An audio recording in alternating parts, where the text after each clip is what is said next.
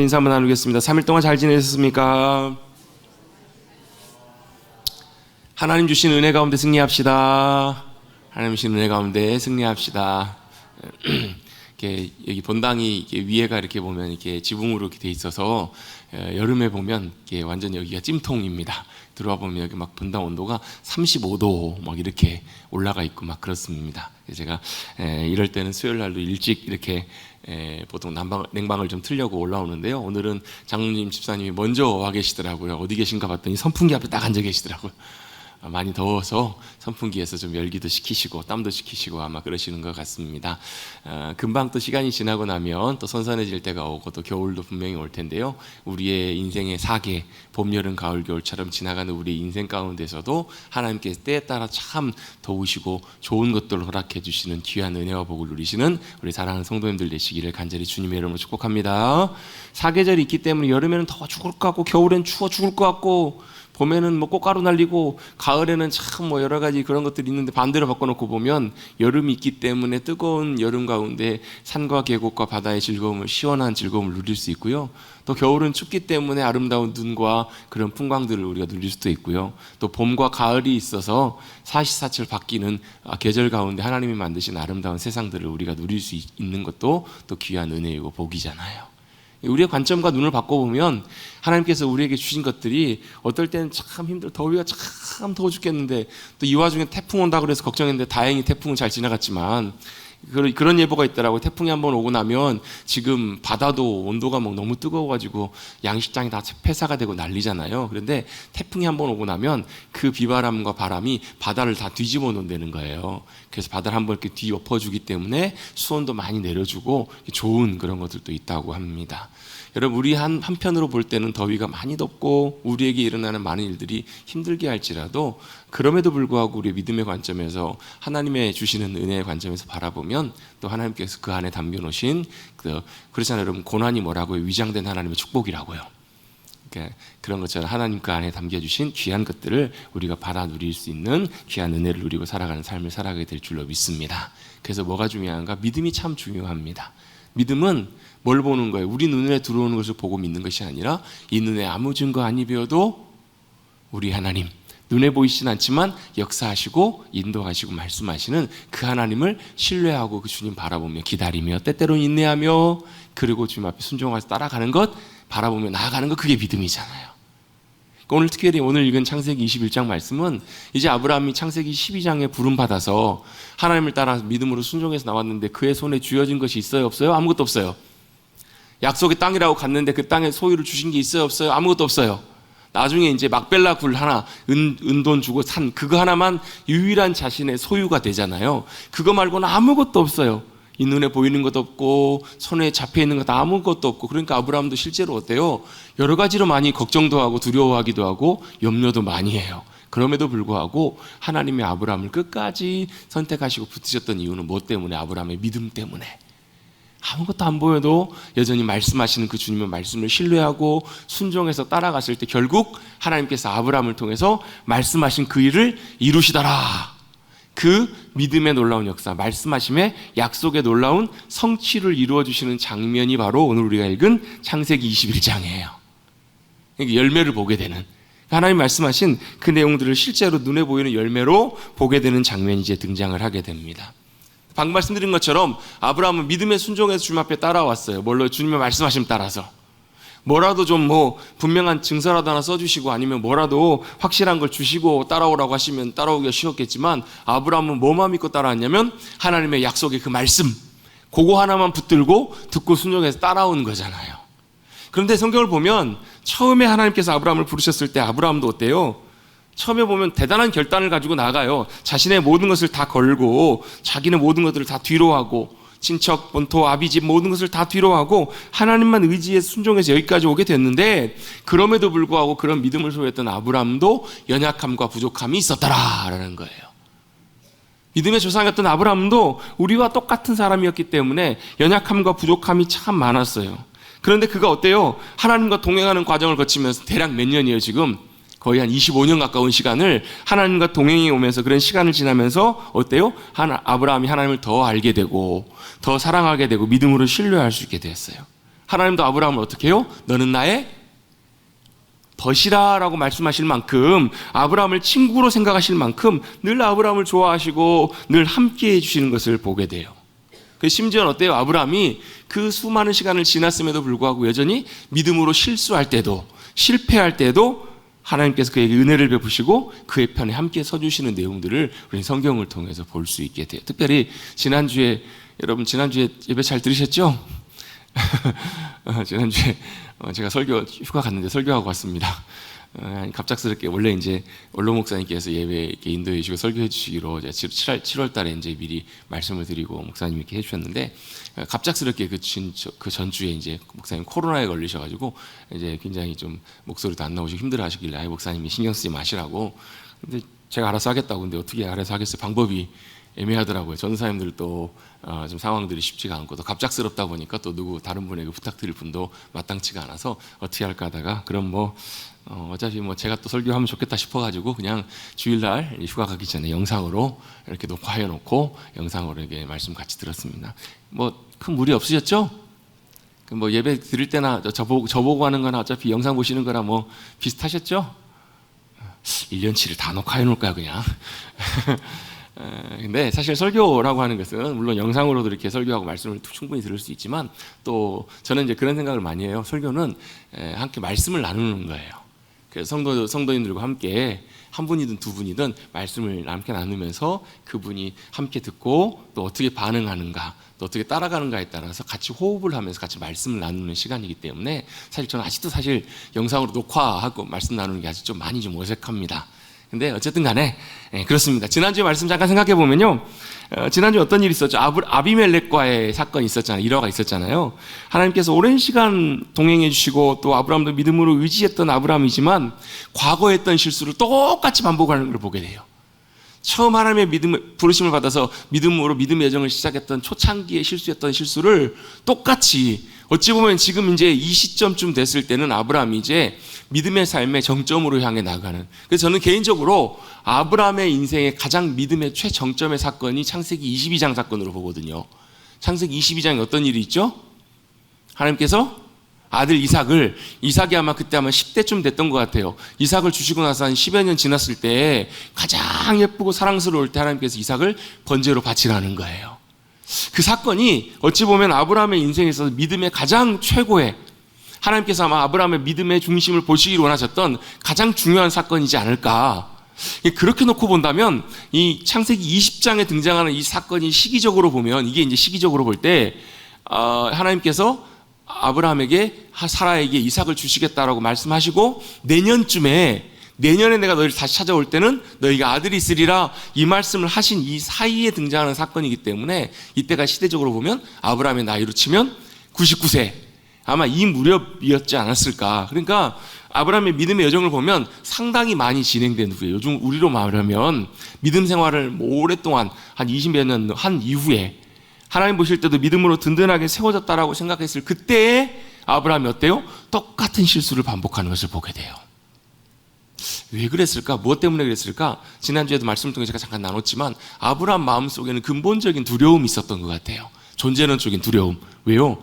아들이 없으니까, 후손이 없으니까 자기가 의지할 수 있는 대상이 없겠다라는 그런 걱정을 하게 되는 거예요. 또 주변에도 이제 자기는 다 다른 갈대아 우르에서 떠나왔던 사람이잖아요. 주변에 아무도 의지할 사람이 없었어요. 그런데 하나님은 때때로 우리를 믿음으로 훈련시켜 가실 때 그런 자리로 이끄실 때가 많아요.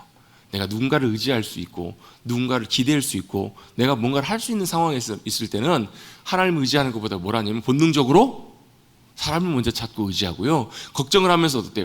여러분, 돈이 정말 통장에 많아요. 돈 때문에 걱정 하나도 할 걱정거리가 없는 사람들은 돈 문제가 생기면 어때요? 그까짓 거. 가다가 차 사고를 냈는데 차가 왔더니 차가 5억짜리 차를 사고를 크게 낸 거예요. 야, 보통 사람 같으면 어때요? 큰일 났다. 아까도 제가 차 운행해서 가는데요. 갑자기 이렇게 P사, 외국의 P사로 P로 시작하는 굉장히 유명한 외제차가 있어요. 여기 근래 보니까 여기 에코 단지 들어서면서 외제차들이, 비싼 외제차들이 굉장히 더 많이 다니는 것 같아요. 차가 딱 지나가는데 제가 이제 그 차 뒤를 따라가고 있고, 저는 별로 크게 신경 안 쓰니까 이쪽 차가 이제 제 차보다 앞에 있어가지고 앞에 차가 이제 주차가 돼 있어서 이제 이쪽 차로 들어와야 되잖아요. 그래서 제가 양보를 해주고 이 차가 들어오려고 하는데 갑자기 이 차가 멈칫하는 거예요. 왜 그랬나 봤더니 그 앞에 외제차가 가는 걸 보면서, 비싼 외제차, 몇 억짜리 외제차 가는 걸 보면서 이 차가 움찔한 것 같아요. 속으로 아이고 뭘 그렇게 걱정하고 가, 들이받으면 안 되겠네요. 수리비가 어마어마하게 많이 나와요. 부품값만 해도 우리나라 차보다 몇 배 훨씬 비싸기 때문에. 근데 여러분 보세요. 몇백억, 몇천억 자산이 있는 분 같은 경우에는 그런 차 사고가 나도 여러분 경제적으로는, 물질적으로는 별로 걱정을 너무 와닿지 않는 얘기를 제가 해서 그런 것 같아요. 여러분 보세요. 갑작스럽게 돈이 몇 천만 원 들어갈 일이 생겼어요. 갑작스럽게요. 여러분 걱정하실래요? 안 하실래요? 하시겠죠. 근데 여러분 재산이 몇백억, 몇천억 있는 사람은 몇천만 원 여러분 필요할 일이 있으면 어때요? 그냥 갖다가 자기 있는 재산 가지고 그 문제 해결하면 되기 때문에 그 사람에게는 그게 문제가 안 된다는 거예요. 근데 이게 뭐가 문제가 되냐면, 이런 일들이 생겼을 때 우리는 내가 예를 들면 돈이 많으면 이 문제 때문에 걱정하지 않기 때문에 뭘 의지하지 않냐면 하나님을 의지하지 않는다는 거예요. 그래서 하나님은 때때로 우리를 믿음의 삶을 훈련시키시고 연단하실 때 우리를 어떻게 하시냐면 의지할 데가 없는 자리로 우리를 인도하세요. 그것이 어디예요? 광야예요. 광야. 주변에 아무도 의지할 데가 없고 아무도 나를 도와줄 리 없고, 여러분 세상에서 여러분 그렇게 홀로 남겨진 것처럼 그렇게 여러분 외롭거나 여러분 그런 심란한 그런 상황들 경험해 보신 적 있으세요? 없으세요? 아무리 주변을 봐도 나를 도와줄 수 있는 사람이 없을 것 같고 내 마음을 이해해 줄 사람이 없을 것 같고 마음이 너무 어떨 때 보면 외롭고 힘들고, 그때가 언제라고? 그때 광야라고요. 광야. 광야는 뭐 하는 때냐면 하나님 일부러 우리를 광야로 인도하실 때도 있어요. 뭐 하도록? 그렇구나. 내가 의지할 때가 다른 게 아무도 없구나. 내가 의지할 분이 주님밖에 안 계시는구나. 이걸 하나님께서 우리에게 가르쳐 주시고 훈련시키시기 위해서 우리를 그렇게 인도하실 때가 있던 거예요. 그래서 여러분, 하나님께서 우리의 삶을 순탄하게 잘 인도해 주실 때는 감사하시고 찬송하십시오. 그런데 그렇지 않을 때는 오히려 막히고 아무것도 없고 정말 사면초가 같고 의지할 때도 아무것도 없어. 내가 정말 인생 헛살았나, 이런 생각이 들 만큼 참 마음이 괴롭고 곤고할 때도 감사하십시오. 왜요? 이걸 통해서 하나님께서 내 삶을 하나님만 의지하는 그 자리로 나오도록 우리를 부르시고 계시고 내 믿음을 그렇게 준비시키시고 훈련시키시는구나. 이렇게 여러분 우리가 생각해 볼 필요가 있기 때문에 그래요. 아브라함이 그랬거든요. 아브라함이 부름받아 나왔더니 부름받아 나서니 어딘지 가오리다 해갖고 따라 나왔거든요. 근데 막상 와보니까 자기 주변에 사실 자기가 의지할 사람이 없는 거예요. 그때마다 누가 찾아오세요? 하나님이 찾아오셔서 뭐라고 말씀하세요? 소돔과 고모라 있었던 롯이 거했던 그 땅에 전쟁이 일어나가지고 도와주잖아요. 아브라함 마음속에 어떤 일이 있어요? 승리하고 돌아왔더니 승리의 기쁨도 있지만 한편으로는 염려가 찾아오는 거예요. 혹시라도 또 주변에 있는 대적들이 또 연합해가지고 나를 치러 오면 내가 그때 어떻게 하지? 이럴 때 하나님께서 아브라함에게 뭐라고 말씀하세요? 내 자식도 없는데, 내가 의지할 자식도 없고 내 인생 이렇게 살다가 끝나면 모든 것들이 다 그냥 헛되게 돌아가 버릴 것 같은데 자식도 없는데, 이럴 때 주님 찾아와서 뭐라고 하시냐면 아브라함아 두려워 말라. 내가 너의 방패다. 그리고 내가 너의 지극히 큰 상급이다, 기업이다, 유산이다, 재산이다, 소유다라고 주님 말씀해 주시잖아요. 이걸 왜 말씀하셨을까요? 그게 아브라함이 의지해야 될 믿음의 중요한 기준이고 조건이었기 때문에 그래요. 다른 거 의지하지 마라. 내가 너의 방패다, 내가 너의 기업이다. 하나님께서 이렇게 아브라함을 훈련시켜 가시고 연단시켜 가 주셨잖아요. 이 과정을 다 아브라함이 많이 지나서 어떻게 보면 아브라함도 많은 상황 속에서도 참 많이 믿음으로 연단되어 있었어요. 그럼에도 불구하고 그의 두려움 가운데 다시 한번 똑같이 실수를 해서 아비멜렉에게 자신의 아내 사라를 뭐라고요? 누이라고. 사실 맞는 말이기는 해요. 그러니까 사실 이 아브라함의 이 입장도 완전히 거짓말을 한 건 아니에요. 이걸 뭐라고 하냐, 자기 합리화를 시키는 거예요. 나름대로 자기 입장에서. 이건 거짓말은 아니지만 이것도 하나님 앞에 사실 어떻게 보면 약간 정직한 모습은 아닌 거잖아요. 자기를 위해, 자기를 살리기 위해, 자기를 보호하기 위해서. 그런데 아브라함이 어디를 가든지 쉽진 않았지만 해야 될 믿음의 태도와 자세는 뭐였어요? 이런 내 방법이 아니라, 내 꾀가 아니라 하나님이 나를 지키시고 보호하시는 내 보호자가 되십니다라고 믿음으로 고백할 수 있었으면 참 좋았겠죠. 여러분 우리도 하나님을 우리의 방패로, 보호자로, 도움으로 의지하시고 서실 수 있는 믿음의 귀한 백성들 되시기를 주님의 이름으로 축복합니다. 그런 이들을 하나님께서 가만두시겠냐는 거예요. 여러분 요셉 인생 보시면 순간순간마다 여러분 얼마나 많은 위기의 순간들이 있어요. 예레미야 얼마나 많은 죽음의 순간들이 있어요. 예레미야가 지금 같았으면 아마 돌 맞아 죽었을지도 모르겠어요. 그런 소리를 하고 다니니까, 그런 말씀을 전하니까. 그런데 그때마다 누가요? 하나님이 예레미야를 붙드세요. 심지어 나라가 바벨론에 의해서 멸망당했을 때도 바벨론 왕을 통해서도 하나님께서 그 영혼을 지키시고 은혜 가운데 붙들어주게 하시잖아요. 요셉의 삶도 마찬가지고, 여러분 우리도 하나님을 나의 보호자로 삼고 방패로 삼으시고 하나님 믿음으로 신뢰함으로 그 모든 상황 속에서도 세상보다, 다른 방법보다 주님만 더 의지하실 수 있는 저와 여러분 되시기를 다시 한번 주님의 이름으로 축복합니다. 그런데 아브라함이 자신의 연약함 때문에 결국 넘어져요. 그 큰 공경 아닌 공경에 빠지게 됐어요. 그때 하나님이 직접 개입하시면서 그 상황을 해결해 주십니다. 왜 그랬을까요? 아브라함이 연약하게 실수하였지만 아브라함 때문에 하나님께서 직접 개입하신 거예요. 하나님께서 아브라함을 긍휼히 여기셨어요. 아브라함의 잘못임에도 불구하고 아비멜렉이 잘못한 것도 하나도 없는데 하나님은 아브라함을 향해서 뭐라고 불러주세요? 그는 선지자다. 그는 나의 선지자다라고 말씀하세요. 실수하고 넘어져서 누가 잘못한 거예요? 사실 이거는, 이 모든 일은 아브라함 때문에 사실 잘못된 거잖아요. 근데 그럼에도 불구하고 하나님은 아브라함을 하나님의 선지자라고 하시면서 그 문제 해결도 누구를 통해서 하세요? 아브라함을 통해서 하세요. 아브라함을 통해서 기도하게 하셔서, 야 네가 가서 아브라함에게 가서 기도하도록 부탁을 해라. 그러면 하나님께서 들으시겠다고. 아브라함이 기도할 때 그 모든 태문도 열어주시고 그 모든 문제를 해결해 주세요. 아브라함이 도대체 뭐길래, 아브라함이 도대체 누구였길래 그는 여전히 연약한 존재임에도 불구하고 믿음의 여정을 충분히 걸어왔음에도 실수하였지만 하나님은 그를 복의 통로로 삼으시고 하나님의 언약의 도구로 불러주시고 인도해 주셨기 때문에, 전적으로 하나님의 은혜로 그를 불러주셨기 때문에 하나님께서 여전히 그를 버리지 아니하시고 사용하시고 귀한 복의 통로로 사용해 주신 것을 성경을 통해서 우리는 볼 수 있습니다. 여러분 우리도 여전히 연약하지만 잊지 마십시다. 우리도 하나님의 복의 통로로 부름받은 존재들임을 꼭 기억하시고, 하나님 부족하고 연약하지만 우리를 받으시고 우리를 사용해 주셔서 우리가 주님의 기쁨 되기 원합니다. 주님, 우리가 주님의 복의 통로가 되기를 원합니다. 주님, 우리를 통해서 주님의 역사하심들을 나타내 주십시오. 이렇게 믿음으로 고백하실 수 있는 사랑하는 성도님들 되시기를 간절히 바랍니다. 왜 아브라함을 그렇게 사용하셨을까? 제가 아무리 생각해 봐도요, 다른 건 별로 없는 것 같아요. 근데 하나님께서 그 아브라함의 마음의 중심을 보시지 않으셨을까? 연약하지만 여전히 하나님을 향한 마음, 우리의 어떤 공로나 성과나 어떤 이룬 대단한 업적보다도 그 마음 중심 가운데 여전히 연약함에도 여전히 연약하기 때문에 하나님을 더 신뢰하고 의지했던 그 중심과 마음을 하나님께서 더 기뻐 보시지 않으셨을까? 다윗 정말로 큰 잘못을 저지르잖아요.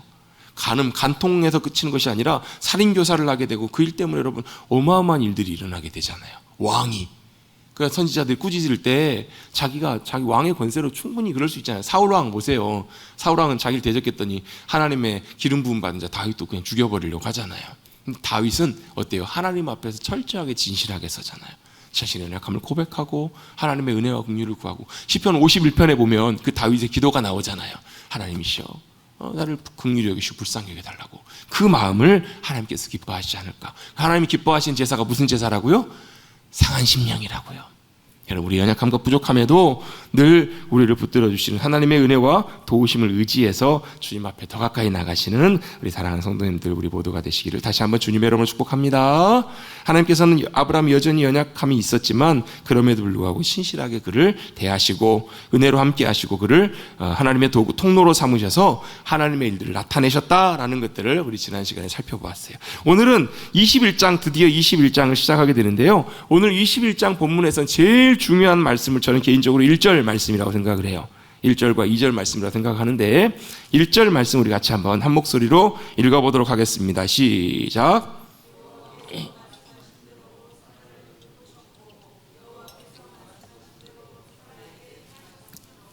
아멘. 오늘 1절에서 나오는 굉장히 중요한 표현이 하나 나옵니다. 같이 저를 따라 고백해 보겠습니다. 여호와께서 말씀하신 대로, 아멘. 뭐예요? 하나님께서 말씀하신 대로, 여호와 하나님께서 말씀하신 대로 사라를 돌보셨다, 사라를 방문하셨다, 사라를 찾아오셨다, 그리고 사라를 하나님께서 생각해 주셨다, 또 여호와께서 말씀하신 대로 사라에게 행하셨다. 하나님은 말씀하신 하나님이신 줄로 믿습니다. 그리고 말씀하시는 대로 행하시는 하나님이시라는 거예요. 여러분, 성경에서는요, 같은 표현들이 반복될 때가 있습니다. 같은 표현인데 약간 다른 표현으로 바꿔서 표현하기도 하지만, 반복되는 표현에서는 항상 대부분 보면 거의 대부분 뭐 하기 위해서, 강조하기 위해서 두 번 반복되는 경우들이 많아요. 여기 오늘 본문에서 똑같은 표현으로, 오늘은 토시 하나도 다르지 않아요. 여호와께서 말씀하신 대로, 여호와께서 말씀하신 대로 두 번이나 그대로 나오게 됩니다. 뭘 하기 위해서요? 강조하기 위해서. 뭘 강조하시는가? 이걸 우리는 생각해 볼 수 있습니다. 첫 번째로, 하나님께서 약속하시고 말씀하신 것은 반드시 하나님께서 이루신다라는 거예요. 뭘요? 하나님은 말씀하신 것을 반드시 행하시고 이루시는 하나님이시라는 거예요. 아무도 아멘 안 하시는 거 보니까 안 믿으시는 것 같아요. 여러분, 하나님의 모든 역사의 시작이, 여러분 창세기에 보면 어떻게 시작해요? 하나님이 하늘과 땅을 저는 태초에 하나님이 천지를 창조하시니 이렇게 나와 있잖아요. 저는 그 표현을, 저는 천지라는 말을 하늘과 땅으로 표현하는 것이 조금 더 저는 개인적으로 좀 좋다고 봐요. 하나님이 모든 것의 시작에, 베레시트 바라 엘로힘이라고 표현되는데요, 하나님이 태초에 모든 것을 시작하실 때 천지를 만드신 분이 하나님이시라고요. 하늘과 땅을 만드셨는데 뭘로 만드셨죠? 말씀하셨다고. 그분의 말씀으로 천지를 만드심으로 모든 역사가 시작되었기 때문에 우리의 모든 역사도 하나님의 말씀대로 운행되고, 우리의 역사의 마지막도 하나님 말씀하신 대로 마무리가 되잖아요, 여러분. 그래서 마지막이 어떻게 끝나요? 계시록에서 끝나요. 아멘, 주 예수여 우리 가운데 오시옵소서. 마라나타, 우리 가운데 오시옵소서. 이게 말씀은 끝나잖아요. 주님 오셔서 이 모든 일들을 이루실 것을 믿습니다. 이 모든 역사, 그 역사가 뭐예요? 하나님 나라의 회복, 하나님 나라의 승리, 주님의 놀라운 영광이 놀랍게 찬란하게 회복되는 그때가 올 거라고 요한계시록에 요한을 통해서 하나님께서 말씀하신 내용이 나오잖아요. 왜요? 하나님은 말씀하신 하나님이시고, 말씀하신 바를 이루시는 분이 누구시냐면 하나님이시기 때문에 그래요. 여러분, 하나님께서 아브라함과 사라를 통해서 이삭을 주신 것이 누구예요? 하나님이 먼저 말씀하셨잖아요. 그리고 그를 이루신 분이 누구세요? 하나님이시잖아요. 여러분, 이것은 굉장히 중요해요. 우리의 삶도 마찬가지 원리로 작용을 해요. 하나님 우리에게 말씀하시고 말씀하신 바를 이루시는 분이 하나님이세요. 그게 무슨 인생이에요? 말씀대로 살아가는 복된 인생이에요. 그래서 복 있는 사람은 어떤 사람이라고요? 인간적인 방법의 길을 따라가지 않고, 세상 사람들이 다 가는 그 길을 따라가지 않고 뭐 하는 거예요? 주야로 하나님의 말씀을 통해서 말씀을 묵상하고, 우리에게 하신 하나님의 말씀을 듣고, 어떻게 순종함으로 주님의 말씀이 우리를 통해 여러분, 말씀을 듣고 묵상하고 순종한다는 말은요, 무슨 의미냐면, 하나님이 우리에게 말씀하시면 그 말씀이 우리를 통해서 이루어지길 원합니다. 이렇게 내가 말씀의 역사하심의 도구와 통로가 되는 거거든요. 이렇게 나타날 때 이걸 뭐라고 하냐면, 이걸 하나님의 나라라고 표현을 해요. 여러분, 예수님이 천국 비유 마태복음 13장에서 씨앗의 비유 말씀해 주시잖아요. 제가 자주 말씀드리는 이유가 그거예요. 하나님 나라가 뭐가 하나님 나라일까? 하나님 나라는 씨앗이 뿌려지는 것처럼 하나님이 말씀하세요. 그리고 그 씨가 어떻게 돼요? 뿌리 내리고 열매 맺어서 하나님의 말씀이 실제로, 여러분 여기 씨가 무슨 씨인지 어떻게 알아요? 나중에 열매를 맺어봤더니 이게 수박씨구나, 싹이 나고 자라면서 이게 무슨 씨구나라는 걸 알잖아요. 말씀의 씨가 떨어졌을 때, 그 말씀이 떨어졌을 때는 우리가 잘 모르는 경우들도 많아요. 그런데 나중에 그 말씀이 역사에서 우리 가운데 이루실 때, 여호와 라파의 하나님, 우리를 치유하시고 고치신 하나님 말씀을 들었을 때 우리는 그런가 보다 이렇게 말아요. 근데 그 말씀이 우리 가운데 역사해 주셔서 실제 주님의 말씀의 놀라운 능력으로 우리를 치유하시고 역사하시는 그 놀라운 능력을 우리가 경험하게 될 때, 그렇군요 주님, 우리가 믿음으로 순종했을 때 여호와 하나님의 말씀의 놀라운 능력, 여호와 라파의 하나님, 여호와 니시의 하나님, 그 하나님의 말씀의 놀라운 능력을 우리가 실제로 나타낼 수 있잖아요. 경험하게 되잖아요. 이게 뭐라고요? 하나님 나라가 임하는 거라고요. 말씀에 순종해서, 말씀에 의지해서 그물을 내리고요, 말씀에 순종을 해서 바다를 향해서 지팡이를 들 때 바다가 갈라지잖아요. 이게 뭐라고요? 하나님 말씀하시고 실제로 그 일이 일어나는 것, 그걸 뭐라고 하냐면 하나님 나라 역사하심이라고 얘기를 할 수 있어요. 이게 씨 뿌린 자의 비유의 이야기인 것처럼 마찬가지입니다. 하나님은 말씀하시고 말씀하신 것을 반드시 이루신 하나님이시라는 거예요. 그래서 반대도 똑같이 있습니다. 하나님이 말씀하시지 않으시는 것은 하나님이 행하시지 않으신다라는 거예요. 하나님이 말씀하시지 않으시는 것, 여러분 그것은 하나님께서 행하시지 않으세요. 근데 우리는 많은 경우에 그런 경우가 있거든요. 종종 어떤 경우가 있냐면, 하나님께서 말씀하신 것이 아닌데도 우리가 원하는 대로 마음을 품고 시작을 해요. 그래서 뭐예요? 안 되면 졸라요. 안 되면 조르고, 안 되면 떼쓰고, 그래가지고 여러분 막 하나님 앞에 해요. 근데 소용없어요. 그래서 만약 하나 그렇게 조르다가 하나님께서 마지못해가 그냥 해주시면 그게 우리에게 진짜 복일까요? 그게 우리의 복이 아닌 경우들이 참 많아요. 그래서 우리는 기도할 때 어떻게 기도하라고요? 너희는 이렇게 기도하라. 뜻이 하늘에서 이루어진 것처럼 땅에서 이루어지기를 원합니다. 이렇게 기도하라는 거예요. 이게 중요한 이유가 이거 내 뜻이 이루어지는 것보다 하나님의 뜻이 우리의 삶을 통해서 이루어지는 것이 더 큰 복이기 때문에 그래요. 그게 뭔가요? 그게 말씀이에요. 하나님 말씀하지 않으시는 것들은 하나님 행하지 않으세요. 우리가 시작해놓고 하나님 도와달라고 떼쓰고 안 들어주시면 뭐라 그래요? 하나님 내 기도 안 들으신다고, 상처받았다고, 하나님 나 안 사랑하시나 보다고. 그래서 상처받고 여러분 마음에 시험 들고 이런 분들이 정말 많아요. 이건 하나님이 문제가 아니라 우리가 문제인 게도 그래요. 여러분 하나님은 말씀하십니다. 그리고 말씀하신 바를 반드시 이루시는 하나님이세요. 하나님은 여러분 오늘 본문인가요도 보면 하나님의 때에 대한 표현이 나오잖아요. 하나님은 말씀하신 바를 반드시 이루시는데 언제요? 하나님의 때, 하나님의 방법대로 하나님이 말씀하신 그 약속 말씀들을 이루시는 분이 하나님이세요. 주권자이시기 때문에 그것들 이루시는 분이 우리 하나님이심을 인정하고 고백하고 따라가는 것, 그게 바로 믿음 생활이에요. 그게 신앙생활이에요. 여러분 우리 믿음 생활하는 게 신앙생활하는 게 뭐라고요? 하나님의 주권, 하나님의 주권자시기에 하나님의 때, 하나님의 방법대로 하나님 말씀하신 것들을 이루시는 하나님이십니다 라는 것을 고백하고 인정하고 순종하고 따라가는 것, 그게 바로 믿음 생활이라고요. 아멘. 여러분 이것들을 잘 해가시는 우리 사랑하는 성도님들 되시기를 간절히 바랍니다. 왜요? 이게 뭐길래요? 이게 하나님 중심적인 삶의 시작이기 때문에 그래요. 그럼 우리 한국교회를 보면서 또 우리 많은 성도님들과 목회자들도 마찬가지고 제가 그분들에게 뭐라고 하기 위해서 그렇게 말씀드린 것이 아니라 이게 기본적인 우리의 삶의 믿음의 원리고 기준이거든요. 근데 이걸 그냥 대수롭지 않게 여기는 경우들을 참 많이 보게 돼요. 그게 뭐가 중요해? 수단과 방법을 안 가리고 교회만 성장하면 되지, 많은 일, 대단한 일을 이루면 되지 라고 생각하는 경우들이 참 많이 있는 것 같아요. 아니요, 기본적인 원리와 원칙을 무시하고 이루어지는 성과나 결과들은 절대 하나님의 결과들이 아니라는 거예요. 여러분 우리는 하나님 인도하심 따라, 그래서 여러분 그 길은 뭐라고 해요? 좁은 길이라고 해요. 우리 생각과 다를 때도 있고 참 따라가기 쉽지 않을 때도 있고요, 눈에 안 보일 때도 많아요. 결과가 안 보일 때도 많아도 묵묵히 하나님의 인도하심 따라 주님이 오르십니다. 주님의 말씀이 오르십니다. 주님이 주권자이십니다. 주님의 때, 주님의 방법으로 주님의 역사를 이루십니다. 믿음으로 순종해서 나갈 때 정말로 그 영혼들을 기뻐하시고 주님의 놀라운 일들을 이루어 주실 줄로 믿습니다. 그러한 이들을 주님이 찾고 계신다라는 거예요. 기뻐하세요.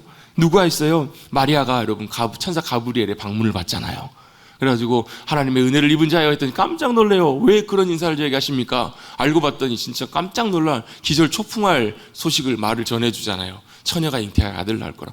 나는 결혼도 아직 안, 정혼은 했지만 실제로 결혼 생활도 안 하고 있는데 처녀가 아기를 뱉다, 그 뭐예요? 아니 땐 굴뚝에 연기가 날 리가 없죠. 그쵸, 안 나는 거죠. 근데 연기가 나는 건 뭐 하는 거예요?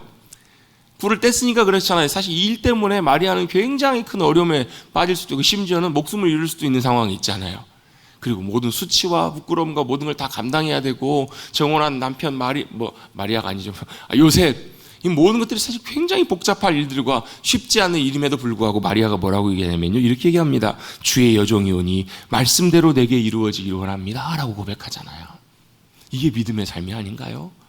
이렇게 믿음으로 살아가는, 믿음으로 순종했던 마리아를 통해서 하나님께서 어떻게 해요? 예수님을, 성령님을 통해서 잉태케 하시고 하나님이 인간으로 오시는, 어떻게 오세요? 인간으로 오시는데 우리와 똑같은 방법으로 만약에 예수님이 오셨다면, 죄인의 방법으로 죄인을 통해서 죄인의 씨로 오셨다면 예수님도 죄인이셨을 거예요.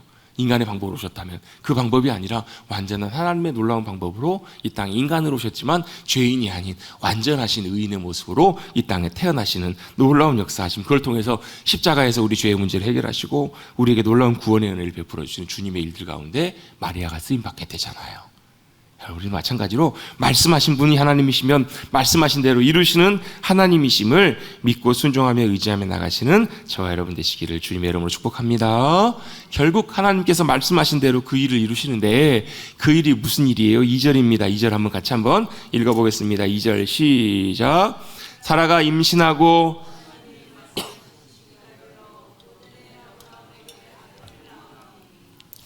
아멘. 말씀하신 대로 그 일을 이루시는데 그게 무엇이냐면 아브라함이 100세의 아들 이삭을 얻은 거잖아요.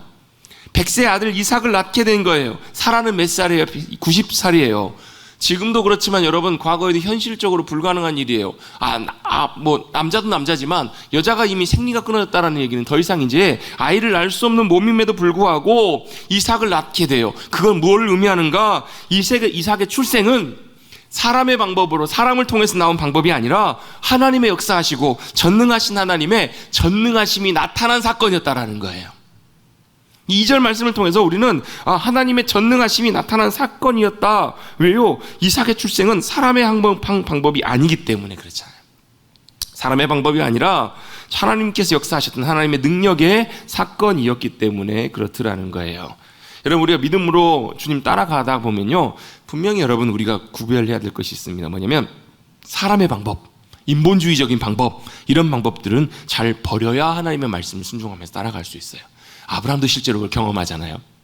여러분, 아브라함도 25년 기다려가지고 하나님의 놀라운 약속을 성취함을 받잖아요. 근데 그 과정 속에서 아브라함도 중간에 실수를 한번 하잖아요. 이스마엘.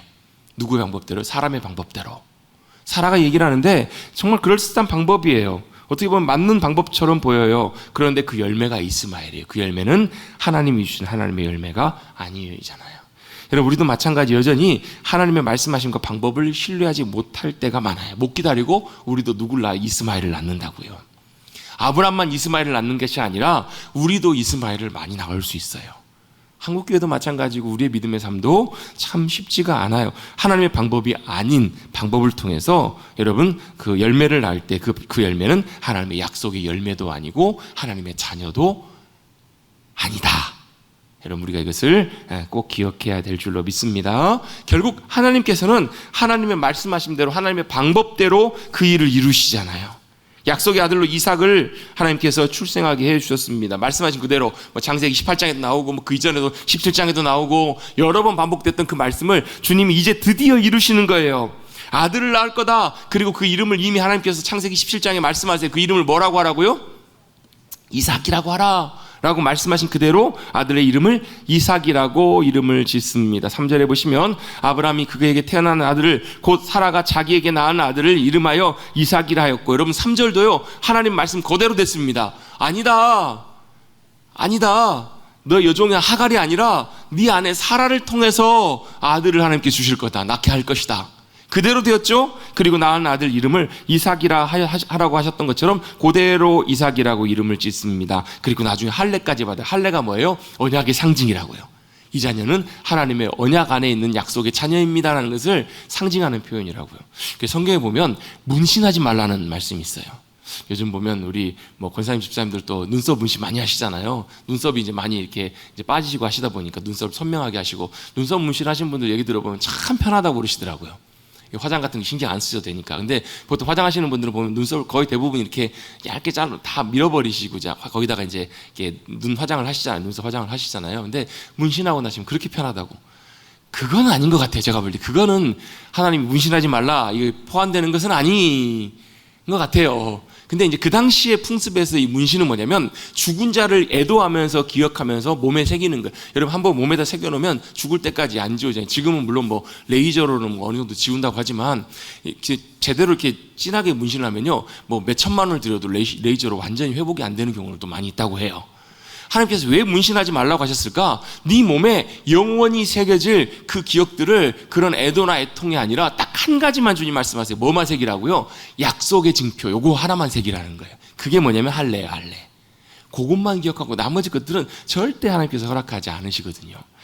이삭에게 똑같이 약속의 자녀임을 이제 증거하는 할례까지 이제 행하게 합니다. 그 이름이 뭐라고요? 아들의 이름이 이삭입니다. 6절 한번 같이 한번 읽어보겠습니다. 6절, 7절까지도 우리 같이 한번 읽어볼게요. 시작.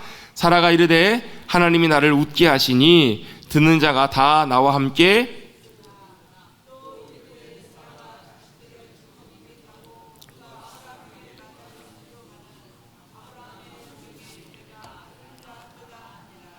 아멘. 먼저 7절 말씀부터 살펴보면 사람들이 다 뭐라고 했다는 거예요? 사라에게 누가 사라를 통해서 아브라함에게 아이를 낳게 하겠느냐? 젖먹이를 낳게 하겠느냐? 얘 못 낳는다라는 말이잖아요. 사람들이 다 이렇게 얘기했다라는 거예요. 그런데 실제로 하나님이 젖먹는 자식을 주셨잖아요. 그래서 그 자식의 이름이 뭐예요? 이삭이에요. 이삭의 뜻이 뭐냐면 웃다라는 말이에요. 웃는다. 웃게 하는 자, 이런 뜻이 그 안에 포함이 되어 있습니다. 웃음이라는 의미가 포함이 되어 있어요. 그런데 이 단어, 이 원래 이삭이라는 말이 원래 히브리어가 이츠하크라는 말이거든요. 이츠학이라는 말인데, 이 이츠하크라는 말이 차크라는 단어에서 온 단어예요. 같은 웃다라는 말인데, 이 웃다라는 차크라는 단어가 성경에서 보면 두 가지 의미로 되게 크게 사용이 돼요.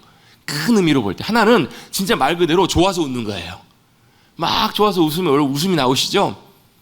이제 예전에 제 아버지가 어디 이렇게 치유센터 같은 데 다녀오셨는데, 그 치유센터 중에 거기 보면 뭐 암 환자분도 계시고 여러분이 계시는데, 그 센터의 프로그램 중에 하나가 뭐냐면 그냥 웃는 거예요. 웃음 치료. 그냥 막 웃는 건데, 그때 제 아버지 말씀도 빌어보면 아버지도 그때 웃음보가 터지셨대요. 그냥 그때 이후부터는 뭐 이렇게 웃기만 하면 이제 막 웃음이 막 터지신다라는 거예요. 아무 이유 없이 그냥 무조건 웃으려는 거예요. 10분, 20분 막 억지로 막 웃게 한다라는 거예요. 나중에 그렇게 하고 나면 5분, 10분 지나고 나면 사람들이 처음에는 뭘 웃어하면서 허허 하면서 이렇게 웃기 시작하다가 진짜로 이제 웃음이 터져 나온다는 거예요. 그때부터는 걷잡을 수 없이 웃음이 터져 나오면서 거기서 이제 많은 치유를 경험하기도 하고 많은 기쁨들을 누리게 뭐 하는 그런 뭐 얘기를 저도 들은 적이 있어요. 이 웃는다라는 말이 사람의 기쁨으로부터 나오는 감정이잖아요. 기쁠 때 좋을 때 이삭이 어떤 존재라는 거예요? 하나님이 주신 큰 기쁨의 즐거움의 선물이 된 거잖아요. 어떻게 보면 아브라함과 사라에게 있어서. 그래서 그 아이가 웃음의 자녀, 웃음이다라는 그런 의미로도 포함되는 또 긍정적인 의미에서 웃음의 의미도 있는데, 또 한 가지 차크라는 단어가 부정적으로 사용될 때가 있어요. 어떻게 웃음거리. 웃음거리가 뭐예요? 비웃을 때 우리가 보통 웃음거리를 쓰잖아요. 비웃을 때 이 차크라는 단어를 사용한 것도 있어요. 첫 번째, 기쁨으로 인한 웃음이에요. 아브라함에게 이삭을 하나님께 주셨는데, 그 아브라함이 이삭에게 있어서 아브라함에게 있어서 이삭은 어떤 존재예요? 세상을 다 줘도 바꿀 수 없을 큰 기쁨의 존재잖아요. 여러분에게 그런 존재가 있으세요? 있으십니까? 하나님이 여러분에게 그런 존재가 되시기를 주님 여러분 축복합니다. 세상과 바꿀 수 없는 큰 기쁨이 하나님 생각만 해도, 구주를 생각만 해도 내 마음이 좋거든. 주 얼굴 배울 때 얼마나 좋을까? 여러분, 하나님이 여러분의 그 큰 기쁨이 되시면 세상에 다른 것이 안 부러워요. 세상에 다른 것이 아쉽지가 않아요. 얼마나 우리가 이 땅 가운데 그러면 여러분 항상 기뻐하라 이 말씀 여러분 하려고 하지 않아도 자연스럽게 돼요. 이게 하나님 우리의 기쁨 되실, 또 아마 우리의 삶에 하나님이 주신 큰 은혜의 기쁨의 선물들이 있으실 거예요. 여러분 그 은혜의 복들을 많이 누리시는 여러분들 되시기를 주님 여러분 축복합니다. 아브라함에게 누구예요? 이삭이에요. 사라도 똑같은 고백을 하잖아요. 하나님이 나를 웃게 하시니 듣는 자가 다 나와 함께 웃으리로다. 자기가 얼마나 좋은 거예요 지금. 뿐만 아니라 이 소식을 듣는 다른 사람들도 이 이삭을 통해서 자신의 기쁨이 다 다른 사람들이 전달되는, 다른 사람들도 함께 웃게 될 걸. 100세의 아들을 얻었으니까 얼마나 좋겠냐고요. 저는 하나님이 45세, 45세 막내를 주셨는데요. 야, 그 아브라함의 기쁨에는 뭐 비할 바가 안 되겠지만 그래도 늦둥이랑 확실히 좀 다른 것 같아요.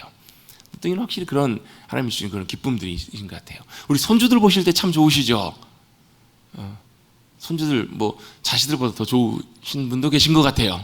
손주를 보실 때 그 기쁨, 그게 아브라함에게 주셨던 기쁨에 아마 뭐 비할 바는 될지 모르겠지만 아브라함 앞은 하나님께 주시는 엄청나게 큰 기쁨이 있잖아요.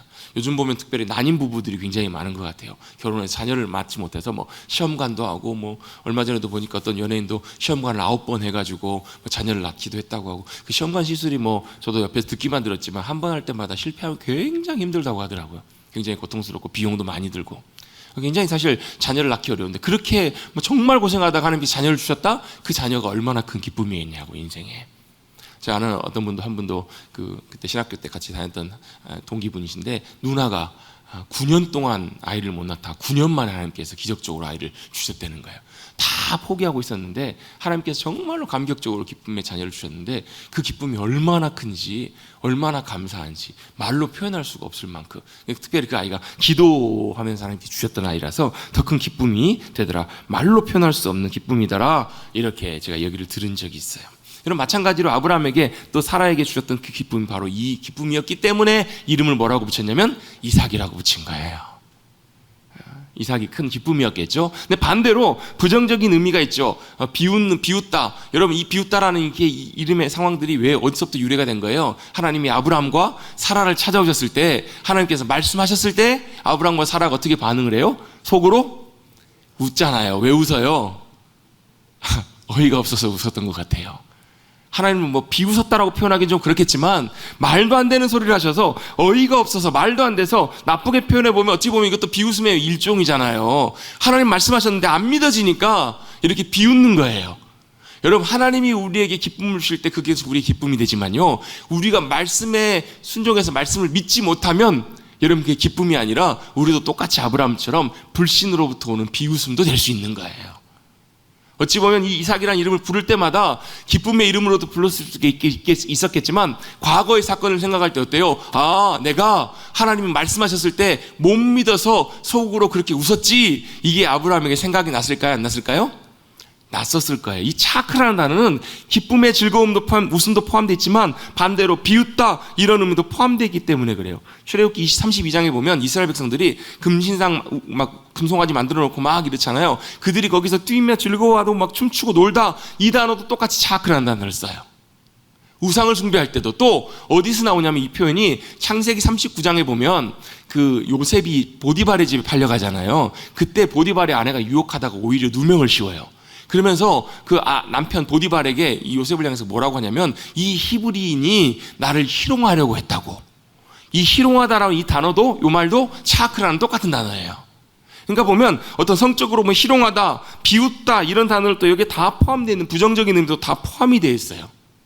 여러분, 처음에 하나님께서 말씀하셨을 때 아브라함이 웃었어요. 사라도 웃었어요. 그런데 하나님께서는 이들의 믿지 못해서 웃었던 어이없어 하는 이 웃음을 뭘로 바꾸시는 하나님이셨냐면 진짜 기쁨의 웃음으로 바꾸셨잖아요. 이게 하나님의 놀라운 역사하심이세요. 어이없어 하는 이 웃음을 진정한 기쁨으로 바꾸시는 분이 바로 우리 하나님이시라는 거예요. 여러분 기억하십시다. 하나님은 우리에게 진정한 기쁨을 주시는 하나님이신 줄로 믿습니다. 아브라함에게, 사라에게 이삭을 주시면서 그 웃음을 진짜 진정한 웃음으로 주님께서 그들에게 허락해 주신 것처럼 어이없어 하는 웃음, 비웃음, 이 모든 것까지도 하나님께서 바꾸셔서 진정한 기쁨으로 주시는 분이 바로 우리의 기쁨의 하나님이신 줄로 믿습니다. 이렇게 하나님께서 이삭을 태어나게 하세요. 근데 이 와중에 기뻐하다가 즐거워하는 와중에 문제가 하나 생깁니다. 8절입니다. 아이가 자라서 젖을 떼고 이삭이 젖을 떼는 날에 아브라함이 큰 잔치를 베풀었을 때 9절입니다. 9절 한번 같이 한번 읽어볼까요? 시작. 사라가 본즉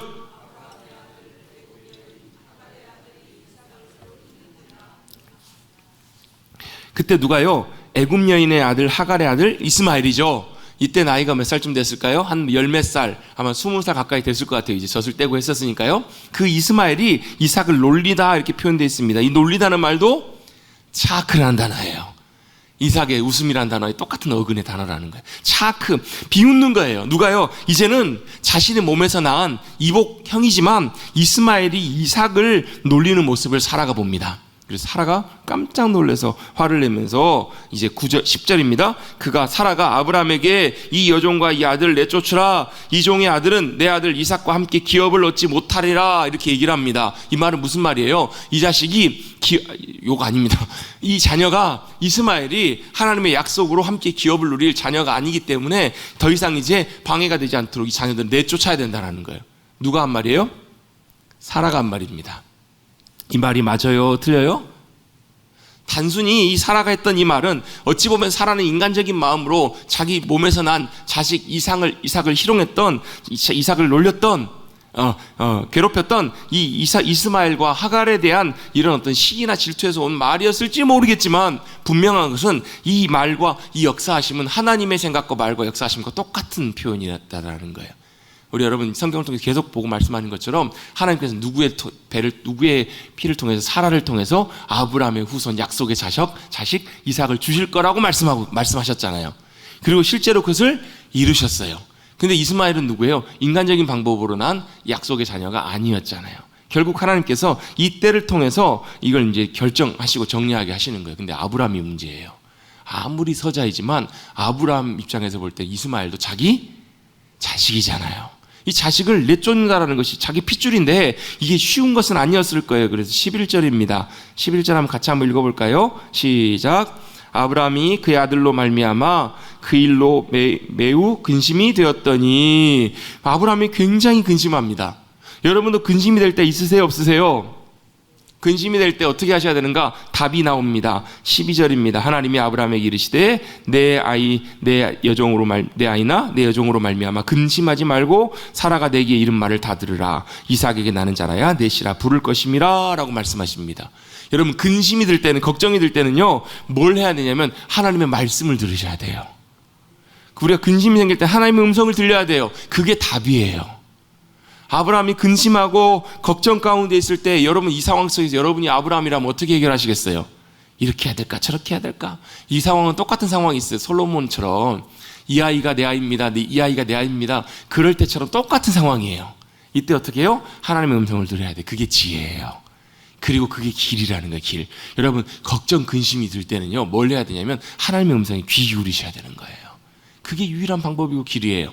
근데 왜 우리가 하나님의 음성을 잘 듣지 못하는가? 근심이 너무 크면, 염려가 너무 크면 잘 안 들려요.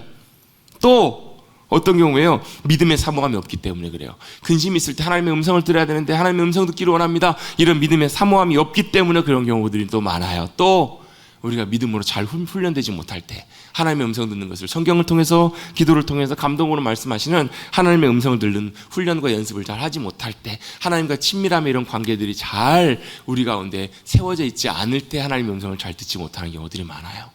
여러분, 근심이 가득할 때, 매우 근심이 많을 때 유일한 길은 하나님의 음성 듣는 것임을, 하나님의 말씀 듣는 것임을 꼭 기억하시고 그 음성에 귀 기울이실 수 있게 되기를 주님의 이름으로 축복합니다. 하나님께서 아브라함에게 정확하게 말씀하세요. 그 자녀가, 이스마엘은 약속의 자녀가 아니다. 그리고 사라의 말을 들으라. 근심하지 마라. 하나님께서 이삭을 통해서 약속의 역사를 이루어 가실 거란 얘기예요. 그리고 거기서 그치는 것이 아니라 네 다른 핏줄인 이스마엘과 하갈도 누가요? 하나님이 돌보시고 책임지겠다라고 말씀하세요. 사실 보면 이 하갈과 이스마엘의 역사하는 일들은 누구 때문에요? 아브라함의 실수 때문에, 아브라함의 인간적인 마음 때문에 이루어진 일이잖아요. 근데 그런 연약함과 부족함도 하나님이 돌보시고 책임지시겠다라고 아브라함에게 확신을 주시고 담대함을 주세요. 그리고 어떻게 해요? 그들을 내어 쫓게 되잖아요. 쫓게 됐을 때 그 앞에 나와 있던 내용과 똑같은 데자뷰 같이 일이 벌어지잖아요. 이스마엘을 잉태했을 때 사라가 그를 내어 쫓잖아요. 그때도 누가 찾아오세요? 하나님이 찾아오세요. 지금은 어떻게 해요? 그 아이가 태어났어요. 그 아이가 자라날 한 10대쯤 됐던 것 같아요. 그 아이와 함께 쫓겨났는데 이제 먹고 살 일이 막막하잖아요.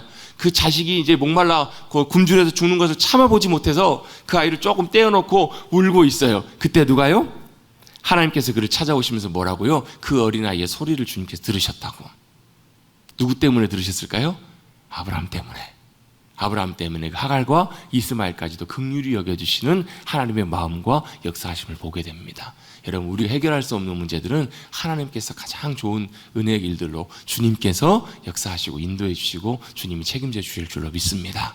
그 말씀에 순종해서 하갈과 이스마엘을 내어 쫓았을 때 하나님께서 그들도 돌아보시고, 그래서 여러분, 우리 앞에 내용에 보면 무슨 내용이 나와요? 살피시는 하나님, 엘로이 하나님, 보시는 하나님이라는 뜻이거든요. 그들도 살펴보시고 거기 가운데 부엘라 헤로이, 언약의 샘물을 살피시는 자의 하나님의 샘물, 그 샘물을 허락해 주신 것처럼 오늘 본문에서 똑같이 하나님께서 다 들으셨다, 걱정하지 마라, 내가 너를 통해서도 큰 민족을 이루게 하리라고 하시면서 19절에 보시면 하나님이 하갈의 눈을 밝히셔서 뭘 보게 하세요? 샘물을 보게 하세요. 그리고 그 물을 먹고 생기를 얻어서 다시 그 갈 길을 가게 하시고 살리신 것처럼 하나님께서 아브라함을 통해서 하갈과 이스마엘에게도 복과 은혜를 내려주시는 장면을 오늘 우리가 성경을 통해서 보게 되었습니다. 오늘 말씀을 정리합니다. 오늘 말씀을 통해서 약속의 자녀를 하나님께 주시면서 아브라함과 사라의 가정에 큰 기쁨을 주셨습니다. 여러분, 우리의 믿지 못해서 헛웃음 내게 하는 그 웃음도 진정한 기쁨으로 바꾸실 수 있는 분이 우리 하나님이심을 믿고 약속 신뢰하여서 끝까지 믿음으로 인내하며 달려나가실 수 있는, 순종하면서 나가시는 사랑하는 성도님들 되시기를 간절히 주님의 이름으로 축복합니다. 그래서 그 약속 가운데 주님이 말씀하신 대로 그대로 행하셨더라. 뭘 행하세요? 약속의 자녀를 낳게 하신 것처럼 누구도요? 그 약속의 후손으로 오실 예수 그리스도를 우리에게 똑같이 말씀하신 대로 그대로 이루시고 우리에게 진정한 메시아로 우리에게 주신 것처럼 예수 그리스도를 통해서 우리의 삶의 모든 것들이 변화되고 우리의 삶의 모든 근심과 걱정이 기쁨과 감사함으로 변화되는 귀한 은혜를 경험하시는 저와 여러분 되시기를 간절히 주님의 이름으로 축복합니다.